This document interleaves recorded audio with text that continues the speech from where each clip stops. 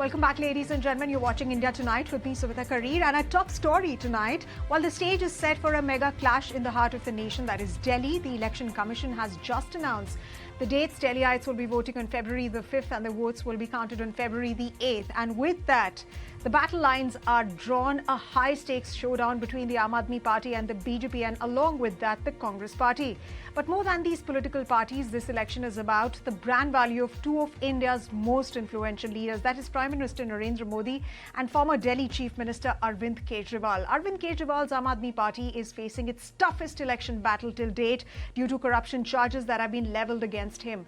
And BJP has seized upon these corruption charges. It has made corruption of the Aam Aadmi Party its key poll plank. Now, desperate to wrest Delhi from Aam Aadmi Party's grip, the Saffron Party is banking on its consistent performance in the national elections.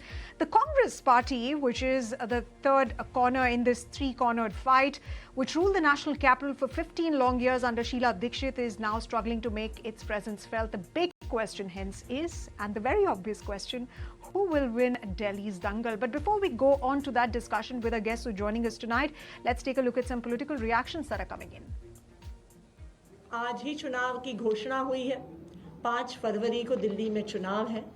अब हम सब मिलकर फिर से दिल्ली में चौथी बार भारी बहुमत से अरविंद केजरीवाल जी की सरकार को लेकर आएंगे। आज चुनाव आयोग ने तारीख तय कर दी। 5 तारीख को चुनाव होगा, 8 तारीख को रिजल्ट आएगा।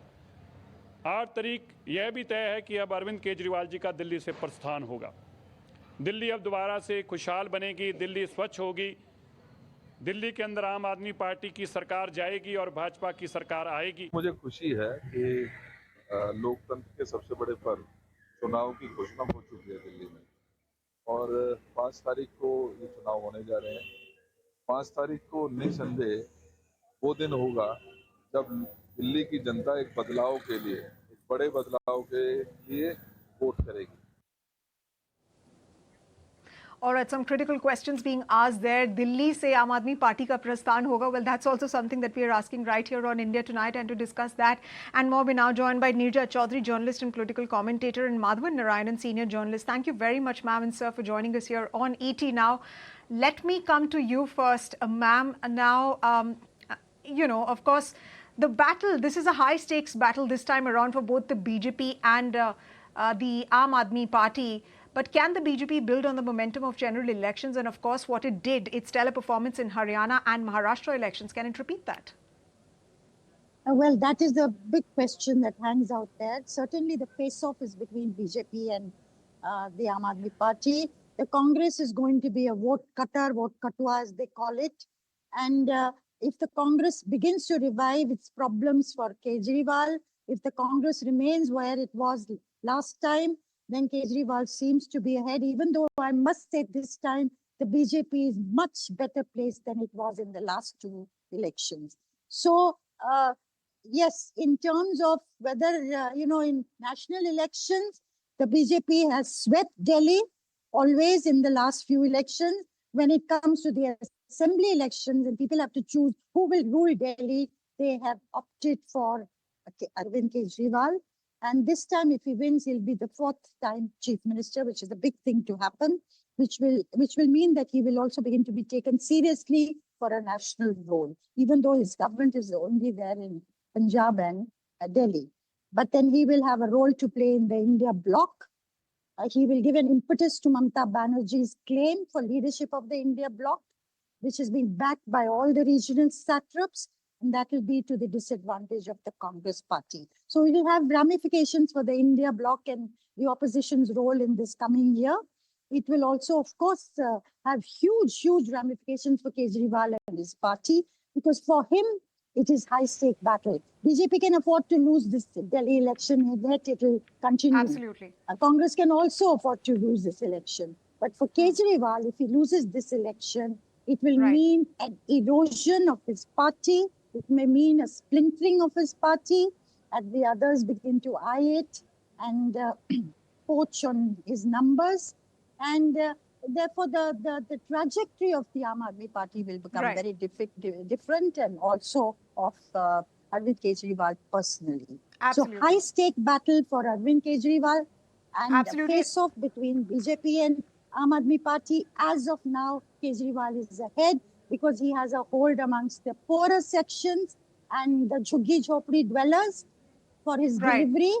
And the Right. middle class is no longer as enamored with him as it used to be in the past. Ma'am, you have touched upon very many interesting points, and of course, we will go to each of these points through the course of the debate. But this is going to have significant ramifications for where brand Arvind Kejriwal stands, and of course, the future of his party. But let me take that point across to Mr. Madhavan Narayanan. Madhavan, sir, do you think it's advantage Aam Aadmi Party this time and not so much of BJP, and BJP is not going to be able to build on the gains that it did during the Haryana and Maharashtra elections, as ma'am is suggesting? That's a tough question to answer, Sumita, if you're going by the battle of the narratives, advertisements, and propaganda. But I'd like to point out 2 or 3 things which are of relevance in the analysis. First up, the last time Arvind Kejriwal won, he had the slogan Dilli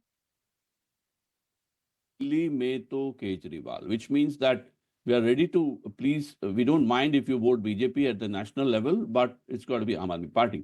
Thus far, the Delhi voters seem to have been very aware of that and have divided their loyalties between the BJP at the Lok Sabha level and Aam Aadmi Party at the local level.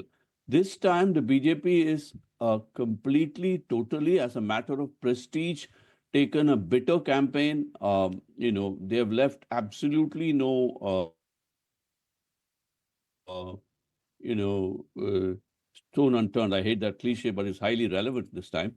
Aam Aadmi Party, as you can see, has 67 seats in the 2015 elections, came down to 62. It's almost a monopoly there. But what has happened after that is that although there is no opposition in the state assembly, the lieutenant governor has effectively played the role of the opposition. And the CBI and law enforcement crackdown on Arvind Kejriwal in the liquor case, I wouldn't like to call it a scam because there is insufficient evidence on this and he's out on bail with conditions. And then now, off late, what Kejriwal should really worry about is the so-called Sheesh Mahal scam, in which his expenditure on his own personal facilities has been used as an attack on brand Kejriwal. Now, Kejriwal, if you look at it, has been playing, there's very impressive statistics from Aam Aadmi Party on what they have done. So Kejriwal says, kaam pe vote dena. So it's not about brand Kejriwal, it's about product Kejriwal. And that is what Atishi and Kejriwal are betting on. And that is very, very relevant for the so-called Jhuggi Jhumpri voters and also migrants into the city. Because what all our middle-class banter is useless or significantly irrelevant if they're going to vote on mohalla clinics, revamp of schools, and also flyovers, roads. Ordinary, even educated people don't understand that there are jurisdictional differences between Delhi government and central government with a significant overlap. So if a metro line to Meerut is inaugurated by Narendra Modi, it's not really a Delhi project, but there is a packaging of Delhi, optics of Delhi. So how much of this translates into votes is a critical question. But the real issue is brand Modi versus product Kejriwal, because I have seen 2 other chief ministers, Jagan Reddy and Jayalalitha, doing well in elections in spite of their personal lavish lifestyles. So if the people are willing to forgive Kejriwal on that, then he may be on a strong wicket. All I can say right now, if you want me to stick my neck out, is to say that the BJP campaign is loud. That, sir. Yeah. Absolutely, sir. And, we've seen the kind of freebies that have also been doled out by Arvind Kejriwal, which has actually led to BJP and, of course, the Congress party also introduce their freebies and other schemes. And most importantly, for women, we'll come to that point about women in just a bit. But, ma'am, to the point about Arvind Kejriwal, now 2023 has been a particularly difficult year for the Aam Aadmi Party. There's been plenty of scams. You went to jail, the CBI's investigations, the arrests, and most importantly, the Sheesh Mahal scam. Like sir is saying, that this is a battle between brand Modi and product Kejriwal. Would you agree with that? Are these charges of, Arvind Kejriwal being corrupt and, of course, that entire Sheesh Mahal controversy, are these sticking with voters? Because here's a man who actually came back, who actually formed his party on the back of fighting corruption. That's right. He's moved a long way from that. I don't think the Aam Aadmi Party is seen as a party with a difference as it used to be. At least he built that party in that mode. But today it is like any other party. It's led by somebody who they think is politically savvy and somebody who's delivered on, whether it's Bijli Pani, Mohalla Clinic or school or free travel for women. And again, he's made a pitch for women voters this time by Mahila Samman Yojana, 1,000 rupees Atishi cabinet okayed. And then now he said if they come back to power, it will be raised to 2,100. The Congress is up to 2,500 in the scheme they've launched. But that is only an acknowledgement of the fact that women are going to be a very powerful, potent vote bank in every state and also in Delhi, where women have looked at him with favor in the last 2 elections. But that apart, I think the Jhuggi Jhopdi walas, the poorer sections, the lower middle class who speak to the scooter walas, they will say, we are for Kejriwal. Look at our child goes to school. I can go to the Mohalla clinic. I get free medicine and so on. So they see him delivering and they want him to come back. That, as I said earlier, is not the case with the middle class. The middle class may be more affected by the Sheesh Mahal narrative. And that Sheesh Mahal has somewhat robbed Kejriwal of the earlier sheen that he enjoyed. There's no doubt about that. Okay. So, Mr. Madhavan, do you really see a possible sympathy way for Arvind Kejriwal after his imprisonment and, of course, the kind of narrative that was built and, of course, continues to be built by now Chief Minister Atishi, who was, of course, a BJP leader actually hurled sexist comments at her. So, do you think there's going to be a possible sympathy way for Arvind Kejriwal and especially how he's been packaging his whole campaign? Yeah, let me take it and Let me take it in sequence. It's quite clear to me that whatever sympathy that Kejriwal had by way of the imprisonment or detention he faced has been undone by the Sheesh Mahal scam, because the optics and the way the BJP has hit on that has certainly dented Kejriwal's image. How much, I would not know till the elections are over. But the kind of campaign carried out by Ramesh Babu against Atishi and using very cheap language against Priyanka Gandhi might be counterproductive for the BJP, because I still think that Delhi is a city of politically aware and decent sort of people. So the kind of crude campaign may not wash on this thing. But Aam Aadmi Party has to worry more about the Congress, because if there is some kind of a fatigue, data very clearly shows that the Aam Aadmi Party gained mainly by transfer of votes from the traditional Congress voters to the Aam Aadmi Party. Please remember, Sheila Dikshit, who preceded Kejriwal, was also a strong welfareist, and she had schemes like the Kishori scheme. So there are welfareist memories of the Congress. So if that even dents, let's say, every constituency by 1,000 or 2,000 votes in a tough contest in which BJP is, very aggressive, in that case, Kejriwal has something to worry about. But right now, that's largely theoretical, because from my conversations with the Aam Aadmi Party, people say that there is no ground level transfer of this fatigue. But the camp this time, Congress is fighting much more confidently, and that can be a nuisance value for Aam Aadmi Party. Okay, so you are saying that the Congress is fighting in a more robust fashion, and that could be a problem for the Aam Aadmi Party, ma'am. But we've not really seen the Gandhis come into the battlefield, because there's only like Sandeep Dikshit and a couple of other regional leaders. So the big question I think everybody's been wondering about is, where are the Gandhis? If the simple fact is, if the Congress gets 8 to 9% more vote than it did in the last election, it is trouble for Kejriwal. If Congress does not revive and remains where it was, then I think it is advantage Kejriwal. So it is the Congress that's going to, in many ways, decide the outcome of this election. That's point number one. And the Gandhis, as you say, so far not seen as the election is announced today. So we will see in the coming days whether they play a proactive role or it's a quiet role. Initially, Sandeep Dixit, by going and seeing the Lieutenant Governor and with the rhetoric use, gave the impression as if, Congress was moving in tandem with the BJP and both regarded Kejriwal as their enemy number one. Now, that is not going to help with the minority vote. The minority vote, a section of it has to swing to the Congress back again and the Dalit vote for Kejriwal to be damaged. Now, whether this will actually take place, we will see in the coming days. But I do want to say one thing about, the comments by Mr. Viduri on Priyanka Gandhi and Atishi. In the India of 2025, a quarter century into this century, where the Prime Minister has talked about women-led development, for him to talk about roads being like the cheeks of Priyanka Gandhi, what could be a bigger shame? And political parties, BJP has said we don't agree with it, but for this to go on in a election rhetoric, I think, it is simply not on. And how women of Delhi, you're right, are going to react to this. And Atishi, in a sense, is appealing to a section of what used to be Sheila Dikshit's constituency.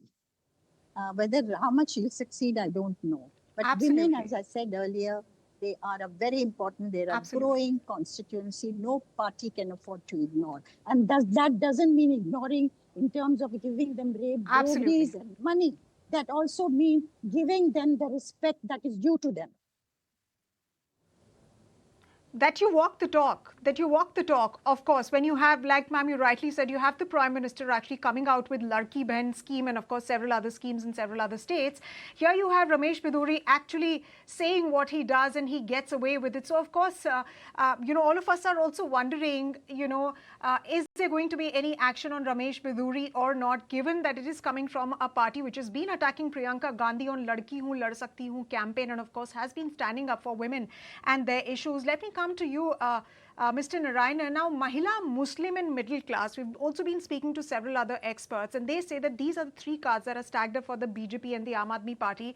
And given that the contest is primarily between these two, BJP and Aam Aadmi Party, what are the other X factors playing out? I think the X factor that I would like to point out is it's a conspiracy theory, but it's worth considering. If there is a sympathy wave towards Priyanka Gandhi because of the kind of cheap stuff that Ramesh Babu talks about, it's actually going to indirectly benefit BJP tactically, because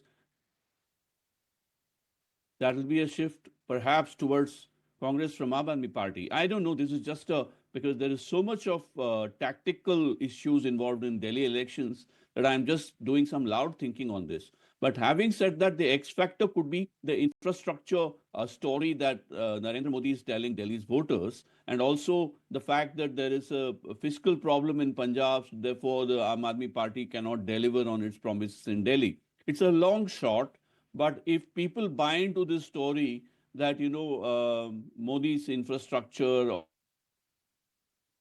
or the national level leadership is also incidentally benefiting Delhi, then it could have a marginal dent on Aam Aadmi Party.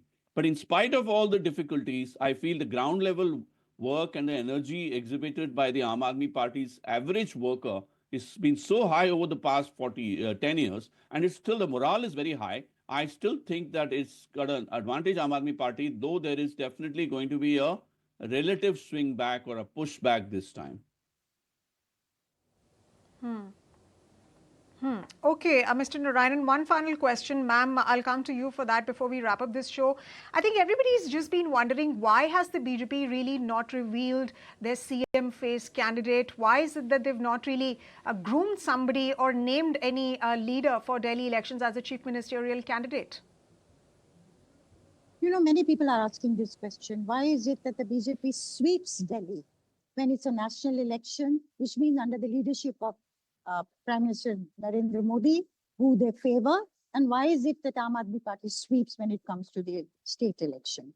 And one of the factors could well be that the BJP does not have a credible face at the state level as it does at the national level, that people can say, yes, I put my weight behind this person will deliver for me. Like Kejriwal, they have come to regard in that light for all the problems he's facing.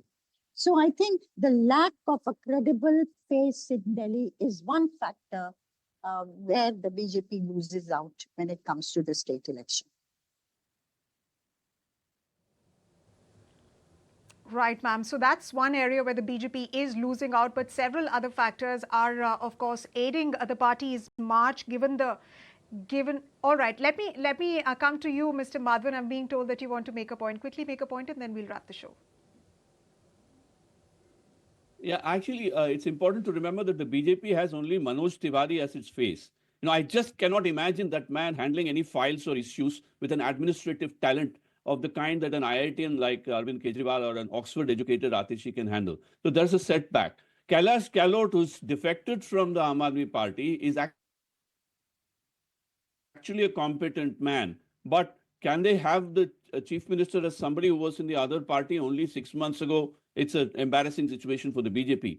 That leaves only Pravesh Singh Verma, who, as an outer Delhi son of a previous chief minister, can carry some weight. I think that is exactly where the BJP is on a weak wicket. But they are just hoping that this whole Modi persona will somehow give them a heft that they otherwise lack in Delhi.